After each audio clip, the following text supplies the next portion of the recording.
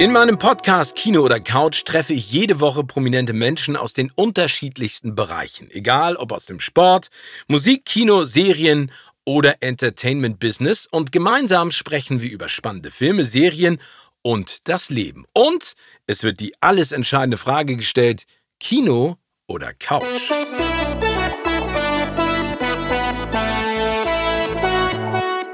Heute zu Gast bei Kino oder Couch und ich bin unfassbar stolz drauf, dass er gekommen ist.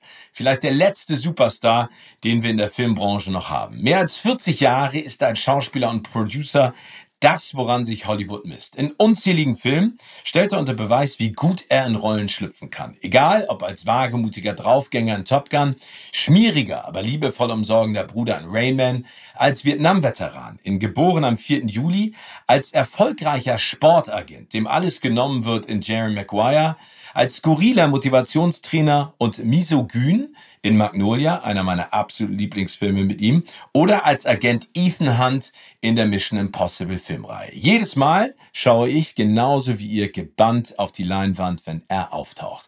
Wir haben uns vor mehr als 2 Dekaden kennengelernt und so richtig gut kennengelernt, vor mehr als 10 Jahren, und seitdem darf ich ihn immer wieder interviewen, wenn er seine Filme neu ins Kino bringt, beziehungsweise ihn interviewen auf den Premieren, auf den roten Teppichen dieser Welt. Tom, it's a great pleasure to see you again and talk to you again. Let's talk about Top Gun Maverick, and especially the first one, because the '86 movie had a great impact on a whole generation, and it's still one of the best action movies of all time. I remember it, watching it with my mates back in the day, and the next day, all of us went out to buy leather jackets and Ray-Ban glasses and the cowboy boots. Yes. What's your fondest memory of that time? You know, I just remember that moment. First of all, it was incredibly exciting. I've always, since I was a kid, I wanted to fly airplanes and just to be able to make it. And part of the thing that I did at this time, and Simpson Bruckheimer were the producers. And I wanted that opportunity to be able to work with them. And part of the deal is that my deal was like, I'm in every meeting contractually. They had to do it. I had to get advice on marketing. It was just a progression of my own personal education within movie industry and cinema. And to be able to work with Tony Scott, I just worked with Ridley Scott, his brother. So in every way, there was such a, I don't know, it was just, you could just feel this. It was alive. It was very exciting making the film. There we are in the F-14s and on these naval bases at that time period. It was really exciting. And then the release of the film, of course, everything was cutting edge. Everything was, it's when we were using music in a very unique way. I remember, they did it in Flash. We had Risky Business and Flashdance and, Simpson Bruckheimer had just done Beverly Hills Cop. So it was exhilarating, and it was of its time. And then as time went on, everyone was going, please do a sequel, please do a sequel. And the movie, as years would go on, I just saw generations, the parents sharing it with the kids, and then the kids sharing it with their kids. So there was 3 generations of me traveling around the world, making movies and discussing movies, and it actually grew as time went on. And that's when I was asked, I said, so what? They go, well, what script, did you read? I said, there wasn't a script that I read. It was always in the back of my mind, and I was always developing ideas and technology for how could we do this? How could we deliver what an audience wants in something that would be creatively very challenging and surprising? And that's what I wanted to do. Is the leather jacket in Top Gun Maverick the original one? Did you keep it all these years? That's the one. Okay, that so you basically took it from the set. Well, I didn't take it. It was yours anyway. It was mine. It was mine. Yes, that is the jacket. That is the jacket. You just mentioned that you've always wanted to fly planes. Always. But there's a difference between flying planes and then probably sitting in a jet. Do you remember your first flight lesson and then the progression up to now? Yeah, very young, I was 18 years old when I met Sidney Pollack. Sidney Pollack, incredible director. And when I started out in making movies on taps, I went to every single department, and I just started studying every department. Because I didn't have, my film school was making these movies. And I made a list of a bunch of filmmakers and writers and producers because I wanted to evaluate how films are made, why did they work in different genres.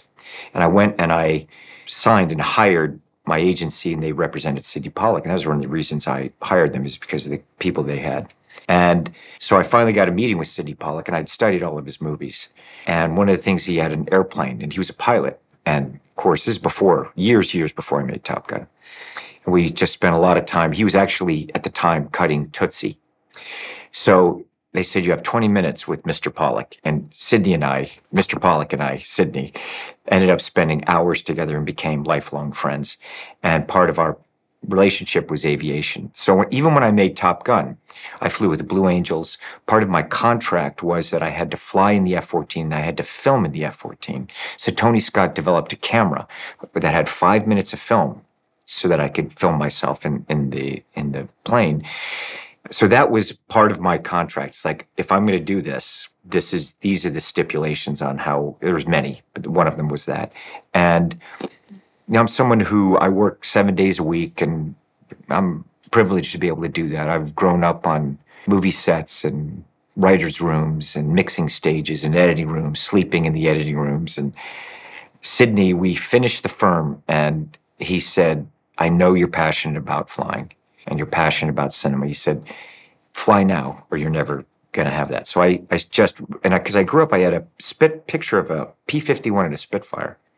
So basically, while I was making other movies, I studied very quickly, and I studied aerobatics, and I improved my skills as an aerobatic pilot, and flew jets at that time, and a lot of different aerobatic airplanes. And the P-51 in the movie is actually my P-51. In the end, the sequence with... in the beginning. Oh, the beginning. Oh, okay. In the beginning and the end. That with is Jennifer in the end. With Jennifer in the end. Well, you don't want to give that away. Oh, okay. And yes, in there, that is my aircraft. That was like a dream of mine, to be able to fly that airplane, and I trained to be able to fly that airplane. So one of the reasons why I made Top Gun was my passion for aviation. I wanted it to be a celebration of aviation.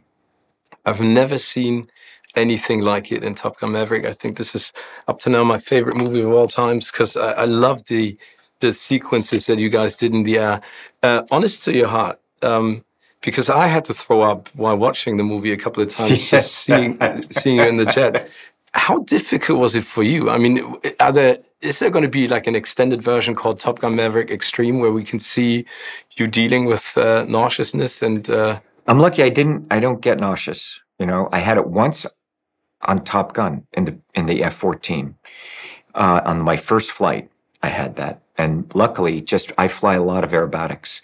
And they didn't prepare me for the F-14. And I knew one of the things with this is that I wanted to, and I was thinking about developing the cameras for Top Gun. And I was, if you look at American Made and Fallout, these are all conversations that McHugh and I have had, and I had with many different technicians and camera operators, and we spent a lot of time evaluating how to shoot it, because I had an idea of how, if I was ever going to make this movie, how it was going to be done. And it was a challenge also, because trying to explain to people how I wanted to do this, it took a lot. I had to really prepare the studio, the filmmakers, and the actors for what was to come. And figure out how to educate them and build. That's why I not only built a program for them, because I wanted this movie to have that visual expanse and character dynamic throughout. And how to do that? How do I prepare them? Not just physically for the movie, but also their characters for the film. And I not only spent time with them, teaching them about aviation, but also about cinema and editing, for them to understand where the cameras are, why I needed what I needed for the editing room, and working with them to make sure that we had that room in the editing room for whatever shots that we needed. And I also had to teach the fighter pilots how to become camera operators, cinematographers, because they're lighting the scene, and geography. I had to be able to match geography and lighting and get their performances. I remember that I heard that Danny and Glenn said that they didn't know that they would be actually sitting in these jets. When did you tell them? Did you tell them after they were cast or prior to the casting? No, right at the beginning. I told them, I said, look, And even, when I met with them, I just said, listen, this is what it is. And part of their auditions were essentially, even once you're a cast, I had to make sure that they could actually get through it. Because once you're doing it, and it was like, look, I'm very open. The films that I make are challenging.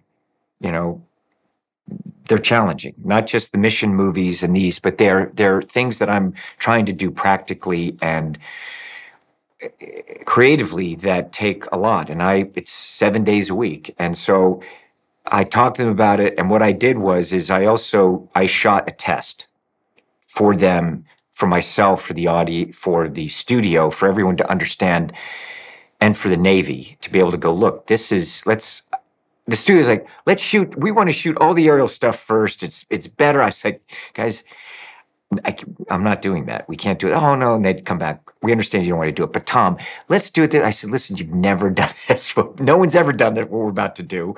I've shot more aerial sequences than any other actor in history. Trust me. I've been thinking about this for decades. It's impossible what you're asking. So I finally said, okay, I tell you what, I'm going to do a test day. And I'm going to show, and everyone, and I'm just going to, there's sometimes, no matter how many times you say something, you can say what you could say, but if it isn't real to you, it's not real to you. So I did a test. We did a test day on a low level to just show everyone.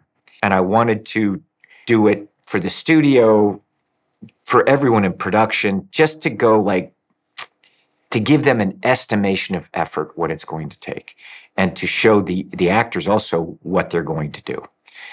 And so we did that. We spent time, and then I cut it together and showed them, I'm going to teach you how to do this. And you're going to be pulling heavy G's, and you're going to go through this.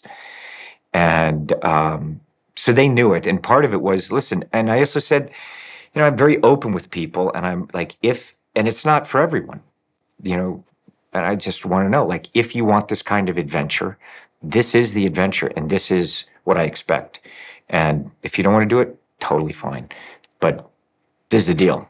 It looks awesome. I find just tell everyone everything up front, right away. It's and everyone knows that you're working with me, you're making a movie, we're not shooting a schedule. And we are here to work as hard as we can to, and I always talk about when the days were tough, I said, listen, when the audience sees this, you're going to be incredible in this movie, I promise you. And you're going to love it. You're going to be proud. I want them to be proud and know that they've accomplished something. And also, ultimately, and what it's all about is the audience for me. I loved it. You know what they say about kids? It's like flying a jet without a pilot. Tom, I'm going to be turning 50 this year. And when I grow up, I want to be like you, because you are just not aging, and you're so fit. What's your secret? I mean, how have you been staying that fit? I think it hasn't changed in the past 30 years. I work, and I'm just interested in what I do, interested in life, and I do things that are constantly striving towards learning and being competent at things, and there's always another story. There's always another mountain to climb. And, that's what I do. It's just my interest in life, and feel privileged to be able to do what I do. So it's the next mountain to climb, going up into space after you've done everything on Earth and in the sky? There's always another story. There's always, one of those things we're talking about. I'm working on that. And we have 2 missions coming. McHugh and I have, those back-to-backs, which you have partaken in those. And thank you very much. No, thank you. That was really exciting. Yes. There's one line from Maverick. He says, don't think, do. Out of all the amazing characters that you've been playing over the past decades, would you say, because you don't, no one says no to you, you push boundaries, you're a great team player, you work so hard, would you say that Maverick's probably the closest character to your real character? I don't know. I think that I'm interested in creating characters in movies, and don't know. You said that your interest in flying was during your teenage years, and then Sydney helped. No, 4 years old. 4 years old? I was 4 years old. Okay, so did my anyone whole life, and before that, did anyone give you like a toy, a jet toy, a plane toy? I was the kid who I remember tearing the sheets off my bed and going into the garage and taking ropes and tying it to my sheets, and then taking my jungle gym. I was a very good climber. I was one of those kids that at a very early age, I would climb the trees right to the top on the windy days when I could barely walk, and I was already climbing because I just liked the feeling of that. And my mother would find me, she'd be like, oh, she's a wonderful woman. And so I took this sheet and I got on top of the roof. I pulled my thing over and I climbed up onto the eave and I climbed up onto the thing. And I remember, and I jumped off the roof, like wanting to be parachute. You had those toys where you have the guy and he has a parachute. And so I was studying as a little kid. Of course, when your foot leaves the roof and you realize this is not going to work, I did not quite think this through all the way. And I was plummeting to earth at, under my first real taste of physics and gravity. And luckily it was a wet ground. And I just remember, like, I hit that wet ground and man, my head went past my toes as I kind of planted my face in the mud and I was laid back and knocked out. I remember seeing stars for the first time and thinking, well, this is really interesting, seeing stars in the daytime. And then I woke up and I was laying there in the mud with my brand new sheets. And I thought, and I looked over and my first thing was, oh my gosh, I hope my mother didn't see this, quickly try to get the sheets back in and tie them back in. Now they have holes in it and they're muddy. So I was always interested in that. I was just fascinated by flight, fascinated by adventure.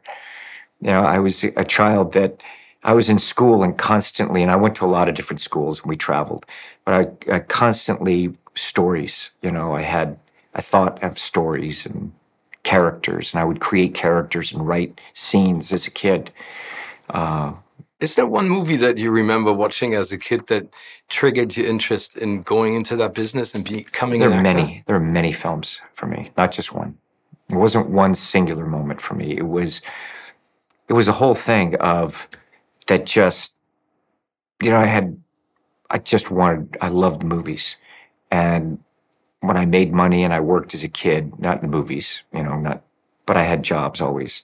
And, we'd give some of the money to the family. We had a pot for the family. We'd work and contribute. And my money that I had, I would go to the movies. And it just gave me that opportunity to be able to, I remember as a kid, I just wanted an adventurous life. I wanted to travel the world. I wanted to live in those different cultures and meet people from all walks of life and different philosophies. It's been a lifelong dream of mine. So, yeah, I was always there. But I always wanted to parachute and skydive and travel and race cars. And is there one movie title that would sum up your life up to now? No, it's impossible. Not Mission Impossible, but possible. Yeah, maybe possible. Possible. It is something that, it's just a privilege to be able to do it. And I have to say, just seeing all these decades of people wanting this, and I'm thinking, like, believe me, there was trying to figure this one out and to see people respond to it. I'm just and to have the cast, they're so excited about everything. It's a wonderful moment. Thank you so much. You. Please keep on doing it. Thank you. Hey, man, we're going to go for it always.